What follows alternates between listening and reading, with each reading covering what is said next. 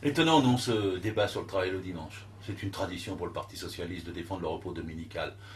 Depuis un siècle, on l'a gagné. C'est un temps normal de repos pour une société, c'est un temps collectif, c'est un temps de rencontre, c'est un temps familial, associatif, culturel, sportif et même religieux. Il faut qu'une société ait son rythme avec sa rencontre et la construction de son temps d'une semaine et d'un mois. Le dimanche est irremplaçable, c'est du vandalisme antisocial que de mettre en cause le dimanche. Alors ce que je dis là, on l'a tous dit, 100% des socialistes l'ont dit. On a fait des tracts, on a fait des vidéos, on a défendu ça bec et ongle. François Hollande, dans sa campagne, disait on gardera le repos dominical et j'y veillerai.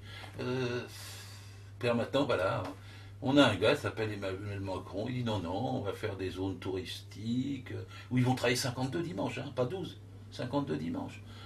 Et puis il y aura 12 jours possibles, même quand le parti dit 7, il dit 12. Même quand le parti dira il faut majorer les salaires, il dit non. Le dimanche, c'est comme le nez rouge. Ça empêche de voir le reste du visage.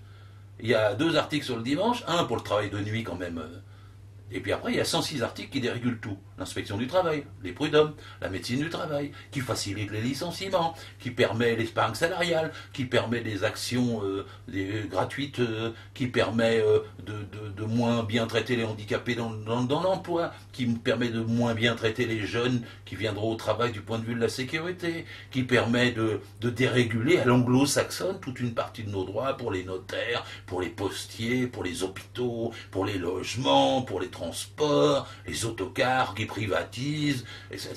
En plus, c'est une loi qui est antidémocratique parce qu'elle est tellement libérale qu'ils n'osent même pas dire tout ce qu'il y a dedans. Moi, je fais beaucoup de réunions pour expliquer ce qu'il y a dedans. Les gens, ils ouvrent les yeux grands comme des assiettes. Parce que comment peut-on passer 106 articles de libéralisation à l'anglo-saxonne? Je prends un seul exemple. Il modifie l'article 254 du Code civil. Les gens se disent qu'est-ce que c'est que ce truc? Eh bien c'est simple, ça veut dire qu'il peut y avoir des relations de travail qui ne relèvent plus du Code du travail mais du Code civil.